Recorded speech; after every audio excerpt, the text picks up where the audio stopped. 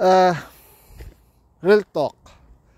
Experience sa Canada, kapag smiling face ka at friendly, ending sa'yo, pervert, manyakis. Itsura ko, pangit. Kanilang sa bus. Aminado ko, maganda yung babae. Cute. Iba yung lahi. Hinabol ko yung bus.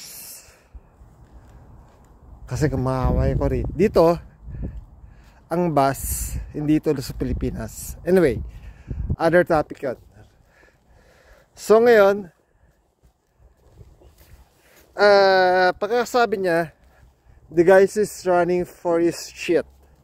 Ngayon, sabi ko, sorry, nag-apologize ako sa babae. Yung pala, oh, sabi niya, oh shit, naintindihan niya ako. So, doon pa lang,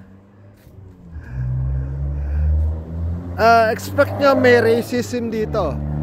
Pero, hindi ganong kagrabe. Mararamdaman niya na lang.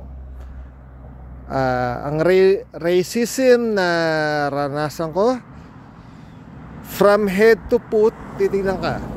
Tapos biglang, yung sisinghal. Singhal means parang sisimangot. So anyway, F them.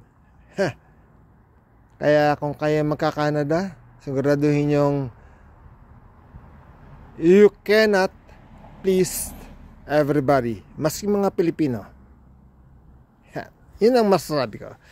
Maski Pilipino, kahit anong lahi, you cannot please everybody. But the only thing that you can please them, respect, be respectful, kind, understanding. That's it. For them, for you to respect. As the saying goes, respect begets respect. Yeah, that's it. Good night and God bless to all of us. Bye.